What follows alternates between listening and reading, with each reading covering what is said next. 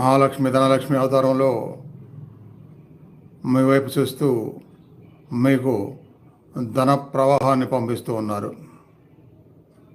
ఒకే భావం స్థిరంగా నిలబడితే అదే సంకల్ప ధ్యానం, అదే సంకల్ప భావాన్ని తదేకంగా విశ్వంలోకి ప్రసరణ చేయటం, పంపించడం. సృష్టి మొత్తం భగవంతుడైనా విశ్వామిత్రుడు లాంటి తపశ్శక్తి పొందిన వాళ్ళైనా ఎలాంటి పదార్థాలతో సృష్టిని నెలకొల్పలేదు. ఓన్లీ శక్తితోనే, తపశ్శక్తితోనే, భావంతోనే, భావనాశక్తితోనే. మీకు ఒక్కో ఆత్మ సదినాలకు అర్థమైద్ది, లహరి మాసేపుకు సదినాలకు అర్థమైద్ది. మహోతార్ బాబాజీ కూడా కేవలం ఆ తపశ్శక్తితోనే, ఆ భావనాశక్తితోనే లహరి మాసే కోసం అనేక భవనాలను అప్పటికప్పుడు సృష్టించారు.